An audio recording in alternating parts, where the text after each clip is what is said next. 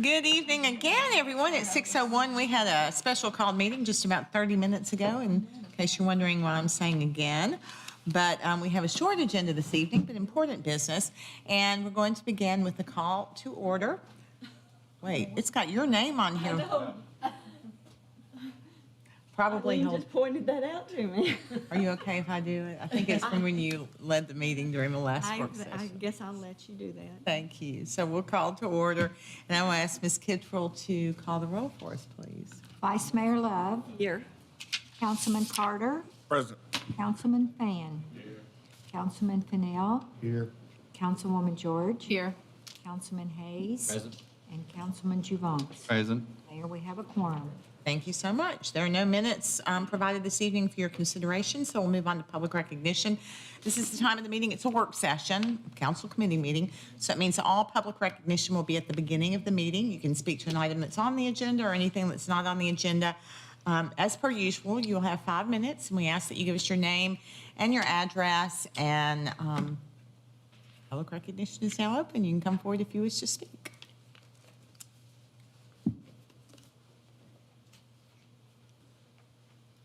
Renee Saunders, 2092 Rodman Boulevard. I just wanted to say that I was up here last week and no one else was. I do not social media, and I do check the GallatinTN.gov webpage. And the meeting was listed, and there was no cancellation listed. So please, please, please, for whoever, I mean, I was able to get out and about or whatever, but it would have been nice to know that the meeting was canceled when I was checking Gallatin TN before I left my home. I am so very sorry. I was the only one here, so evidently everyone else got the message, but I don't do social media. I think I've said that a million times, and they're certainly, I don't know who dropped the ball, but just for future reference. And by the way, it was wonderful to see you on Talk of the Town for Ms. Tawanda Coleman leaving. I was very excited to see my mayor up on well, thank you. on the She's a TV dear friend of screen. mine. Thank you. So, but I'll take responsibility for that one. Our communications director is out of town. I can do the social media, I can do the emails, but I do not have access to the website, and I failed to reach out to somebody who might, so that's my fault. I apologize. Didn't even think about that. So I'm sorry. Anyone else wishing to speak under public recognition this evening?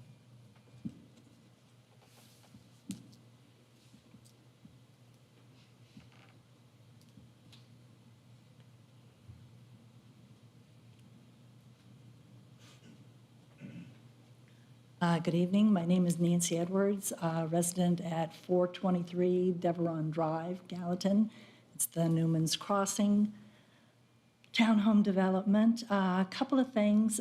First off, thank you to Councilman Juvance for the listening to our community concerns because of the builder, developer, et cetera, et cetera, et cetera. We're finally starting to make some progress simply because we've been much more proactive in calling as many people as we can. And when we get told by one person that is, oh, you have to contact this, and the other person throws it back at them, we're finally finding some contacts to get some things done. So we now actually have our streets fully paved, well, 98% paved. So the other item that I wanted to talk about was what appears to be an understaffing of city departments that, you know, more resident facing. I had talked to Councilman Juvance last time I was here about a section of the sidewalk along Big Station Camp that had been excavated. It was just empty, and the first response was, oh, this is the developer. Well, I actually had a conversation with the developer yesterday, and Councilman Juvance introduced me to Dave, and we had a conversation this evening that because that section of the sidewalk, which was excavated back in June, I think, and as of this morning, it's still a great big hole. It's the gas company apparently took out that section of the sidewalk to identify the gas line for the new construction across the street, and then apparently there was never any follow-up by either the gas company or the city to replace that section of the sidewalk. So it's actually a public safety issue. So, combination of things. I'm hoping that the city is going to be better staffing the departments so that when residents call in trying to find a resolution or what's going on with an issue, that we're not just, they don't point us back to a developer or a builder or anything like that. So, thank you very much. Anyone else wishing to speak this evening under public recognition? Okay, seeing no one, public recognition is closed. Move to mayor's comments. First of all, I do want to mention there is no meeting next week. It is a fifth Tuesday, so there won't be a meeting next Tuesday. Secondly, I cannot praise more highly or thank substantially some of our city departments that worked through the weather last week and helped take care of our citizens. Our Public Works Department has been real heroes and the envy of departments all around Middle Tennessee. Our utility department has been out in the bitter cold fixing water breaks and gas leaks and gas line breaks. And with that, let me just say, when you see folks out working on the road, please help them by slowing down and being clear of them.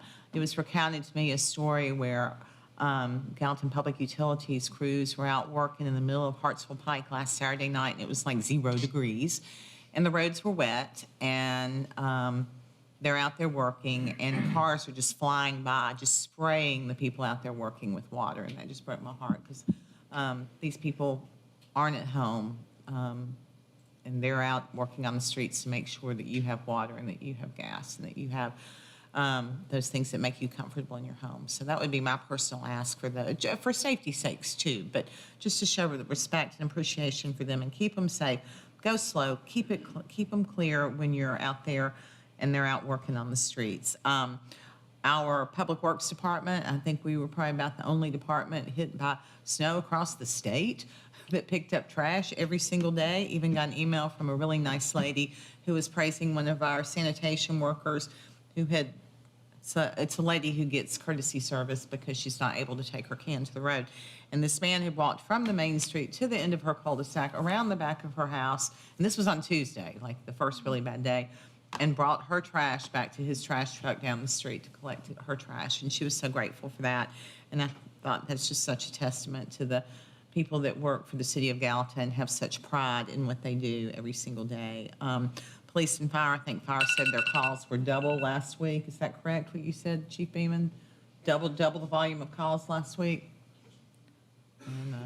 And so they were very, very busy, and the police were everywhere, helping the citizens, helping the city departments. Again, all out in miserable weather, taking care of our citizens. So thank you all that were out working in the weather, taking care of the citizens of Gallatin and our city. Beyond that, even though City Hall was closed, we certainly had a lot of city employees who were working to make sure things like the Planning Commission meeting happens and people get paid, and this meeting happens tonight. And so I appreciate all the support that so many gave as those things were going on, kind of not when this building was open and fully functioning. Couple of events coming up. Well, actually just a couple. One, Craig Hayes' birthday, 2/1, February 1st. Yay, happy birthday. And then Breakfast at the American Legion, you know, it's on the first Saturday of each month, so they'll be on the 3rd. And then I wanted to let you know that the Chamber of Commerce is having their 2024 Legislative Series kickoff breakfast at Northfield Church on the 15th of February. It's at 8 a.m. It's actually going to be a year-round event beginning this year, so they'll have it monthly. And the speaker for the kickoff is Governor Bill Lee. So that's at Northfield Church. I do believe reservations or registration is required. With that, I'll conclude mayor's comments and move to the agenda. And so the first item on the agenda is the 2023 Annual Comprehensive Financial Report. Rachel Nichols, our finance director, will introduce our special guest from Blankenship CPA. Yes, Bob Adams is here from Blankenship CPA, and he's going to do a PowerPoint on highlighting the 23 financial audit.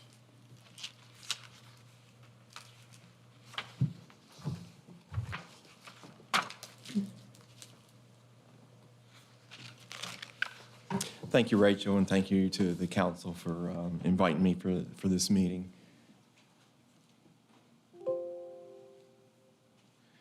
Okay, so as Rachel said, I have a brief presentation on the 2023 audit, and it's a pretty lengthy report, and we've tried to summarize this in just a few brief slides, but if there's anything you need more information about, just feel free to let me know or let Rachel know.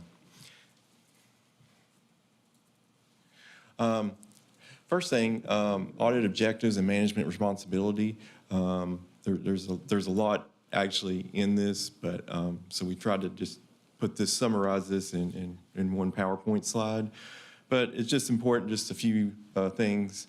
The objective of our audit is to obtain reasonable but not absolute assurance, whether the financial statements are as a whole are free from misstatement, whether due to fraud or error, and to issue an audit report that includes our opinions. So there's actually a lot of things management is responsible for on an audit. There's a lot of things an auditor is responsible for. So I've just put a few brief comments up here. And management, and this is just management responsibilities, fair presentation of the financial statements before we start the audit, design and implementation of internal controls, and to make sure from our perspective that they don't materially misstate anything, like any of the numbers in the audit. And distributing reports, and as I said earlier, there are other responsibilities as well. So what is the auditor responsible for? So the auditor is responsible for the appropriateness of accounting policies made by management. We consider the entity's internal controls in designing our procedures. However, we don't express an opinion. We look at internal controls, but we don't express a full opinion on that. We express an opinion mainly on the financial numbers in the audit report. However, looking at internal controls is an important part of the audit process.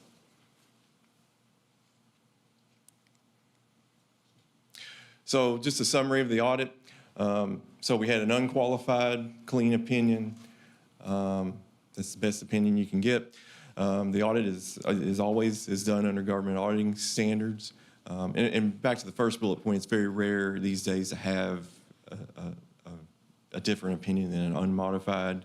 There would be other issues involved with that typically. What we would call uniform guidance or a grant audit was required this year. I know the city has received a lot of grant funds in the past several years. I'm proud to report there were no material weaknesses or significant deficiencies, and that's a big accomplishment. As large as the city is, I know, and just with so many departments and so many things to manage, that is a huge, that is something to be very proud of.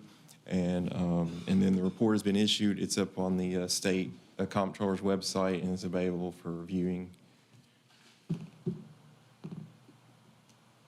So just a few things in the report. Balance sheet wise, this is for all the government funds, does not include the utility funds. Balance sheet wise, the city has about $257 million of assets, $41 million of liabilities. I've presented a chart up here to show you that, as far as the city's assets go, how that $257 million, 19% of that is supported by liabilities. The other 81% is supported by just the city's net position. And that's probably similar to a debt equity ratio. That's a very strong ratio to have. Other thing, this just highlights all the different revenue streams that the city has on an annual basis. So the biggest, in this past year, the biggest stream of revenues came from sales taxes. It's about 30% of total revenues for your governmental funds. And then kind of coming in second is really close. Well, they're all pretty close to each other. Property taxes is around 21%. Service revenues is 19%. And grants and contributions is a big one at 18%. And so the net position of the city, $20 million positive change in revenues versus expense. That is lower than last year, mainly driven by a decrease. The city did get a lot of, if you remember, a lot of ARP money in the previous year. So that was the primary driver behind the drop there. And then, of course, a little bit of an increase in expenses. And then these two charts here, one on the left, revenues versus expenses. That just shows you out of, I think, $70 million of revenues, almost 50 million goes back in expenses. 20 million was the positive change you see. And on the right, you'll see we just broke out all the revenue streams. Probably the biggest, I tried to sort this from, at the top is grants and contributions. That's probably the biggest variable with the city. I mean, that number can either go higher or drop each year. So it's important to look at that when you're looking at the positive change. But even after that, there was still a positive change in the city's financial position. As far as the governmental funds go, fund balance ended at $69 million. About 78% of that is unrestricted, which is a pretty healthy number. Also, unrestricted cash was at a point, basically, there was enough cash to basically fund the expenses over roughly the next year, and that's a pretty good ratio to attain. And then fund income statement was about $12 million in positive change. Just briefly on the utility funds. So we got $227 million in net position, total assets at about $300 million. Positive change in net income was about $3.2 million when you take normal operations and then you add grants and other contributions such as donated water lines. That raises that number up to $7.7 million. And also, one thing I need to clarify, these numbers actually include the water, gas, and electric departments, because those are all in our report. Cash flow statement-wise, about $8 million in positive cash flow for the year. And about $12 million was spent on just capital and debt transactions. One thing to note in the utility funds, the net income was down from last year. I will say we saw that trend across a lot. It is mainly, water and gas, or not water, gas and electric systems, and it was impacted by a few things. Number one, the operating revenues did increase by 6%. That's normally a really good increase. However, as we've heard a lot in the news, there's been inflation. Also, energy costs were a lot higher this past year. We've seen that all across the state. Like the cost of sales for like mainly electric and gas increased on average about 16%. And we saw that number increase even over 20% in various clients that we serve. So, and then the expenses increased about 10%. And again, I think a lot of that's driven by, from what we've seen, higher construction costs and also inflation. So it was, this was a pretty normal trend that we saw across a lot of utilities this past year. And just a few other items. As I mentioned earlier, the city does get a lot of grant money each year. That requires us to do compliance testing on some of that. Happy to report we didn't find any issues on that. And then also, we had at the end of the audit, we did meet with the finance team and just went over some ratios in a lot more detail than we would, and the city scored very well in all these areas. Okay. If there's any questions or anything I need to go into detail, I'd be happy to answer any questions you may have. Appreciate your work, appreciate you going through the high points with us. Or is there anybody that has any questions for Mr. Javance? Thank you, ma'am. 152 pages, thank you. That's a great document. There's plenty of good information. So I'm going to try to go on a few things I found. A lot of things I like, but some things I have issues with. you talk about household income average of $99,000 plus in Gallatin, and I don't think that kind of number we have on everything we got on Plan Gallatin. It was a lot lower than that, so I was wondering where you got that number, because the number looked a lot better than. Was that on the PowerPoint? No, that was on a report. Page number. Page II was one of the first pages. I was kind of surprised about the that number. We received that information from the EDA based on current numbers. The first few pages are on current condition of the city, not as of June 30th, 2023. And we received that from the EDA office. Okay. I'm not going to go into details.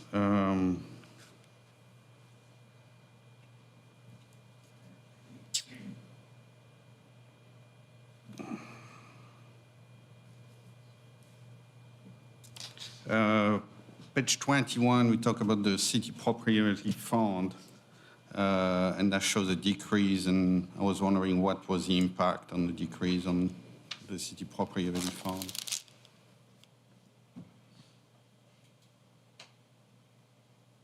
Show us a decrease where? I put down my notes, so let me go back there.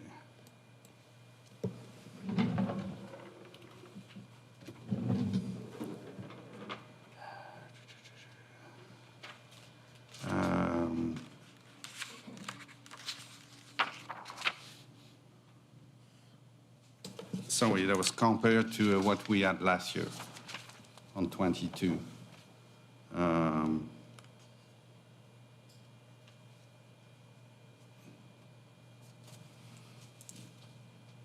The 22,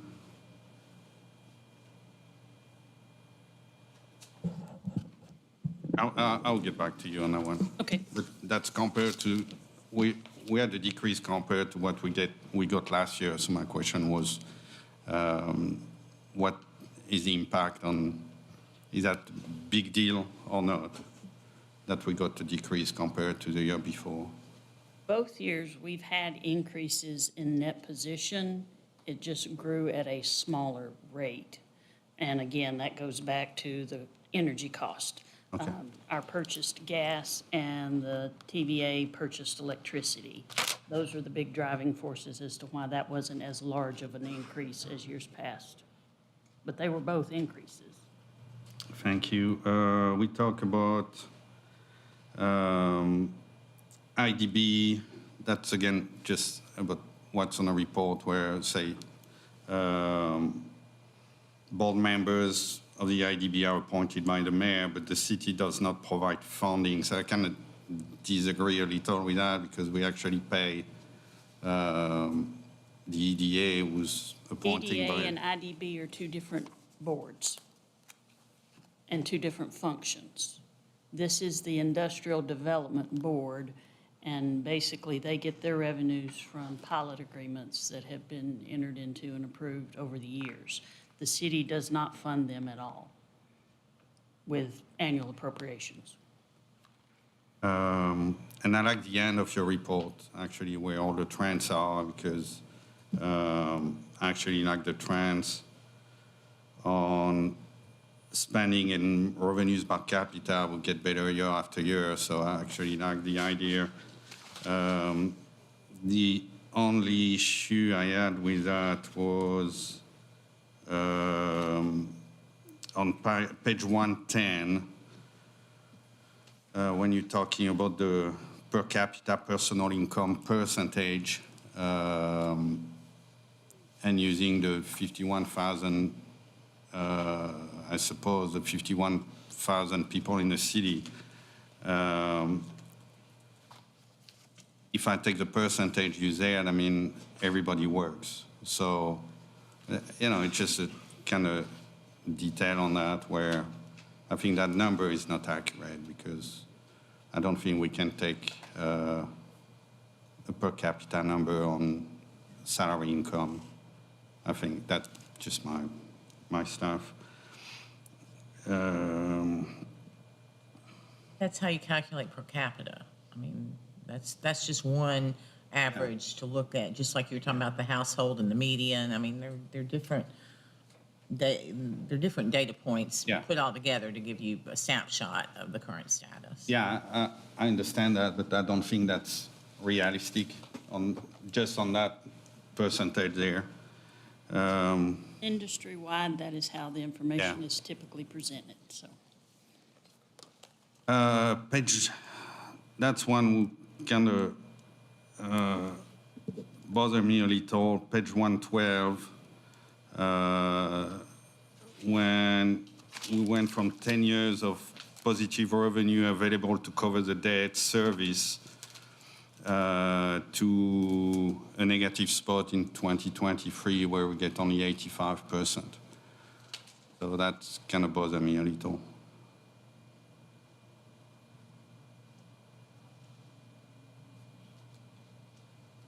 There's probably a good explanation for that.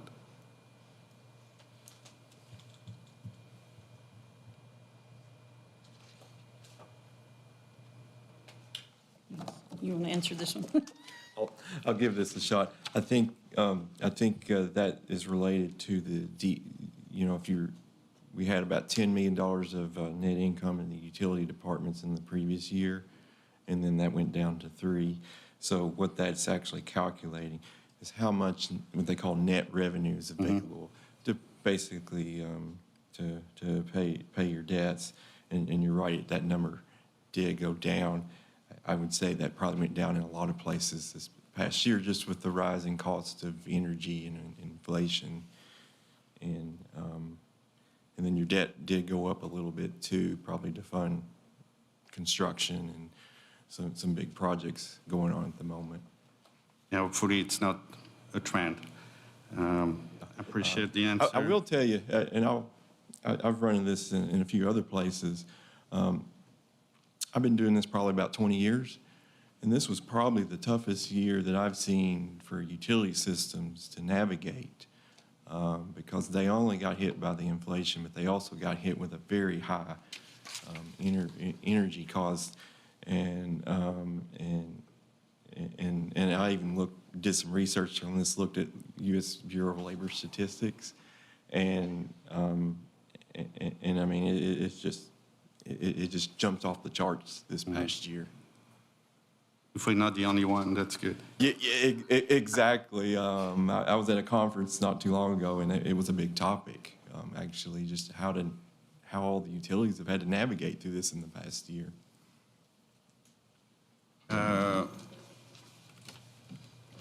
And so really, what I like in your document are the statistical section, because you put everything in there, and I think it's great, and I think we need to spend a lot of time show us things that we don't realize, like one of my big stuff, and I know we disagreed on that, Mayor, is the red light cameras. And when I look at the trend and the numbers, that show me that red light cameras work. Because from 10 years ago,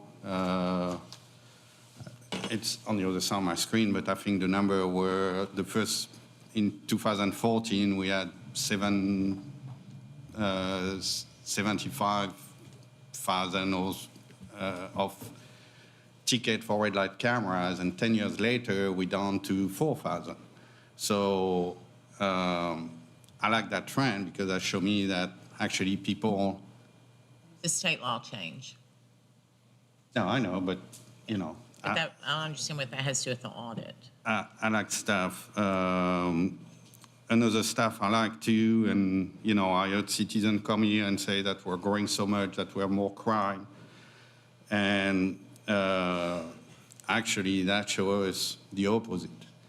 That we have actually less arrests than we had 10 years ago when the population skyrocketed. So thank you, Chief, for that, and thank the force. But on the other side, that shows that, and that's the stuff I've been saying for a long time, so I appreciate it's in there, because now it's not just me saying that.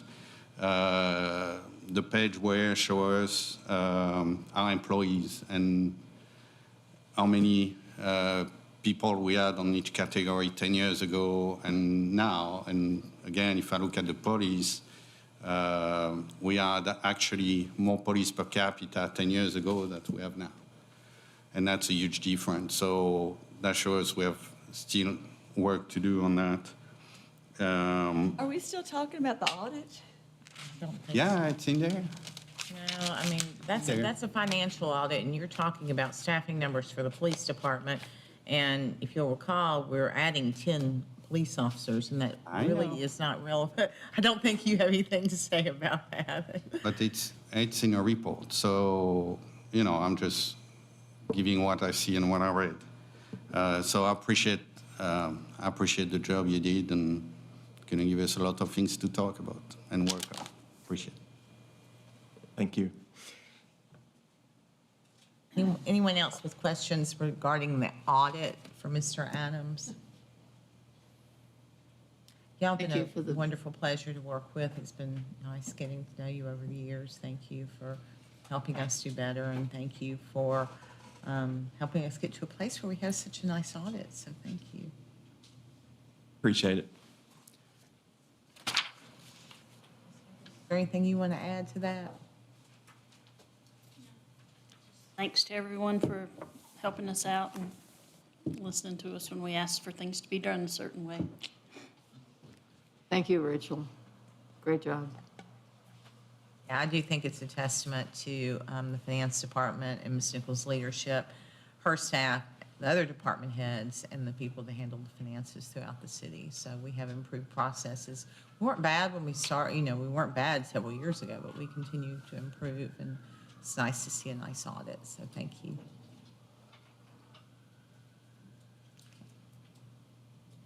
Thanks. You can hit the highway unless you just want to hang out with us. Ms. He actually Nichols, has do you want- another meeting to go to, so thank you. So item 2 is the monthly financial reports for November and December. Ms. Nichols? Yes, in your packet were the reports for November, December. You probably noticed that December's revenue for the general fund jumped up nicely, and that's where we started getting property tax payments in. More than just individuals paying, we got the mortgage companies paying, so that made the revenue side for the general fund look a lot better. It's cyclical, it looks that way every year, but I'll be glad to answer any questions. Thank you. Thank you, ma'am. Item 3 is Resolution R2401-8, authorizing the City of Gallatin to initiate condemnation proceedings for Smith Street widening project for right-of-way for lots 4, 5, and 6, and to retain outside counsel for the litigation. Mr. Tuttle. Thank you, ma'am. It sounds worse than it is. We've got a situation where a couple of council members own property along a project that we're developing, the Smith Street project that I mentioned a couple of weeks ago, and the city's not allowed to negotiate with itself to make any kind of offer and negotiation for the purchase of the required property and easements, and so we have no choice but to go to condemnation on these tracts of land, and so we're just looking for your support to move on to condemnation for that. The proper action would be moving on to council to vote on this resolution. Motion, send it on. Motion by Councilman Hayes, second by Vice Mayor Love. Opening the floor for any discussion.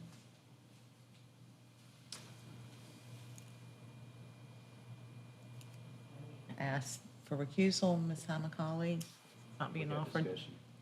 Oh, yeah, I know we have discussion, but at this point, they should declare recusal. have to do a vote, right? They have to before we vote. Even to move it on? It's different from abstaining. They can't vote on this. It's not saying, it's just saying that they do it at the vote, though. They can't vote on this. Yeah. but I thought we should recuse ourselves before the vote, not during the vote.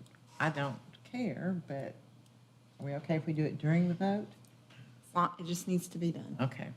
All right. Any discussion? Anyone else? Mr. Javance? Thank you, Mayor. Do we have any idea of the cost of outside counsel? I don't know yet, guys. I haven't been. Typically, I think our outside counsel is about $300 an hour. I will say that he does a very good job of trying to be Mindful of our tax dollars? Thank you, yes. I've been very pleased in the past when we've used him. He's very mindful of that, and I will say, in other litigation, I've been able to do some of the heavy lifting. I won't be able to do any of that on this one, but he is very mindful of taxpayer dollars. He was a city attorney for years in Franklin, and so he understands the importance of being mindful about taxpayer dollars. I don't know how much that, I don't have any idea how much it's going to cost if you're asking for a budget. I don't know because I can't anticipate how long it's going to last and those type of things. Are you going to give the easement to the city to save taxpayer money? Discussion, no. And that's part. Questions I here. can ask questions. What was the question? It was something about, Giving the easement to the city. the motion. We're still thinking about it. The motion is for us to Should move that- forward so that we can begin the construction on this project. I appreciate you thinking about it. Okay. Any further Would you discussion? be on this? willing to donate some money to the city too? The what? Would you be willing to Gentlemen, donate some money to the city This is also? not- This is not a public exchange between two council members. This is discussion related to, direct all questions this way. State your opinion on anything that you would like. Okay, any further questions, discussion? All in favor of moving forward Resolution R2401-8, please say aye. Aye. Opposed, please say no. No. Okay, so And then did we have two that recused? I didn't vote, I recused. Okay, well, you we need to state that on the articulate- record. Yeah. We have to. I'm we have- sorry, I was, That's what I was trying to get both of you to do before the vote, so.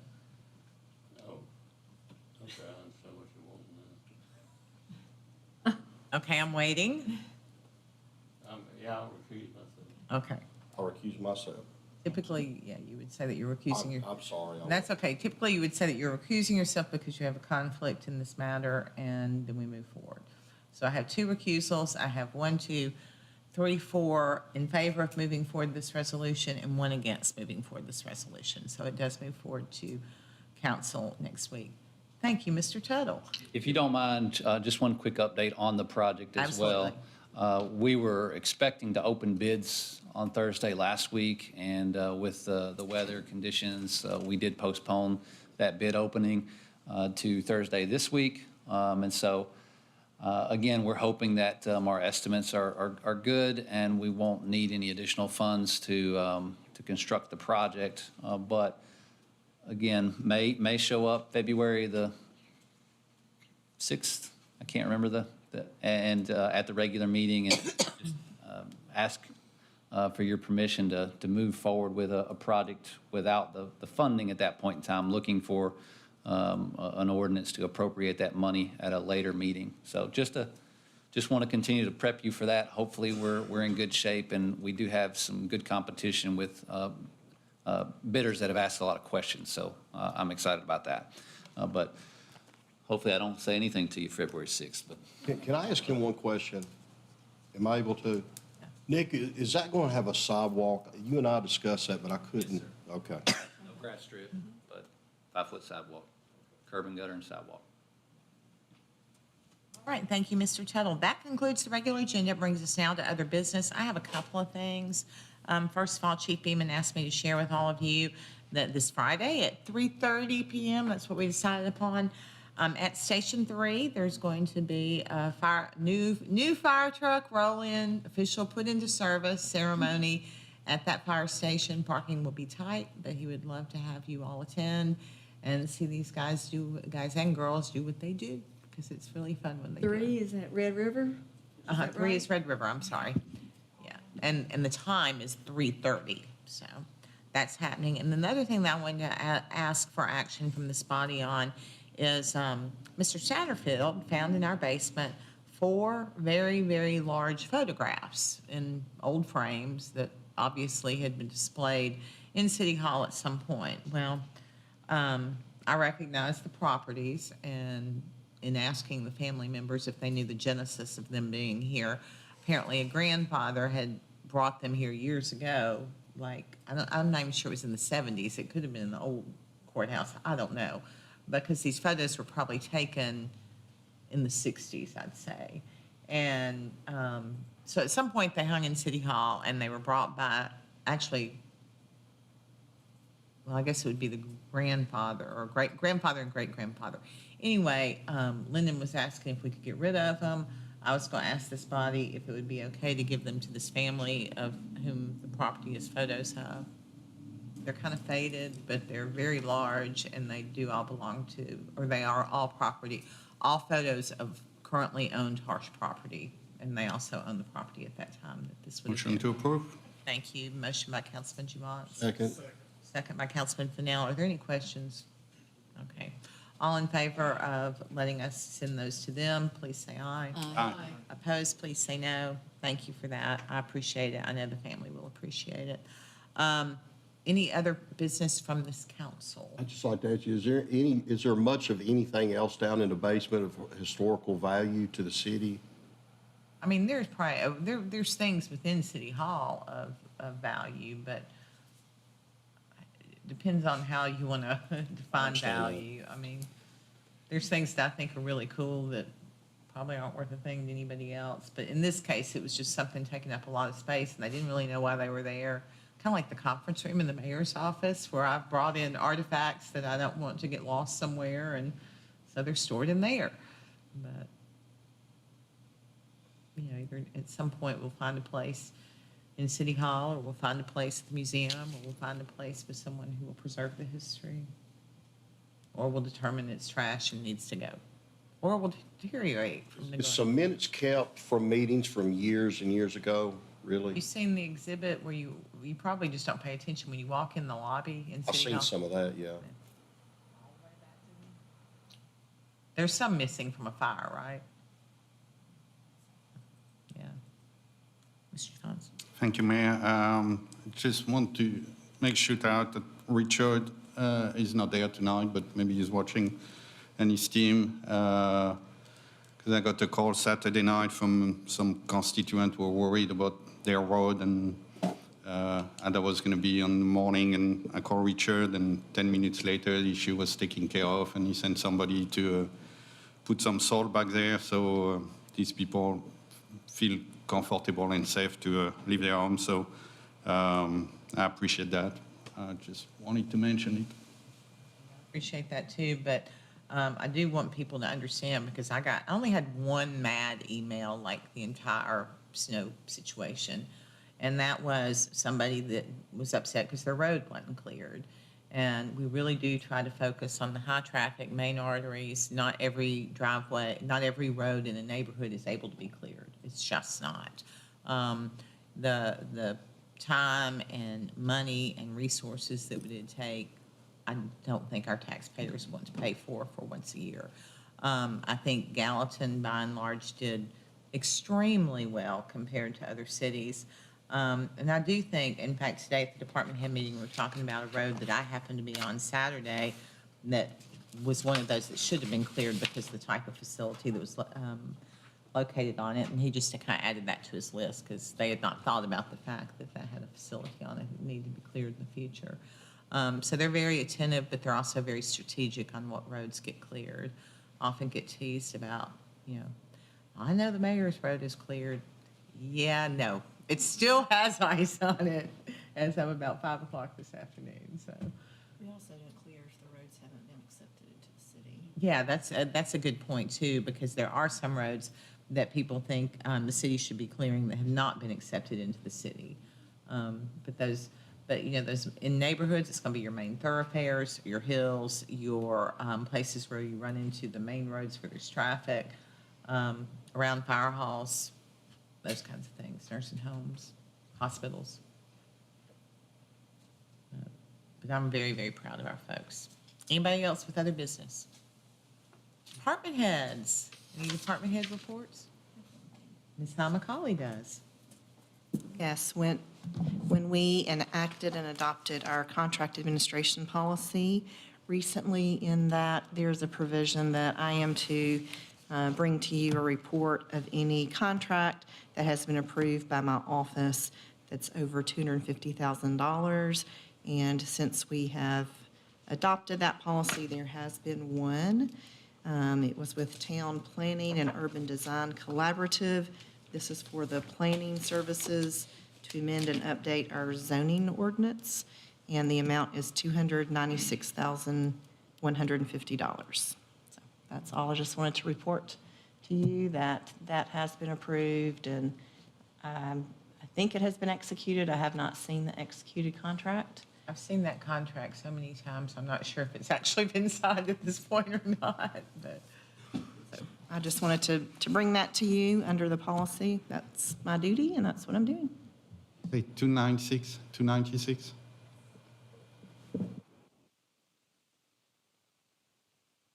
And I will say it's for planning services. It's not, they're not just like going to look, they're coming out to our city.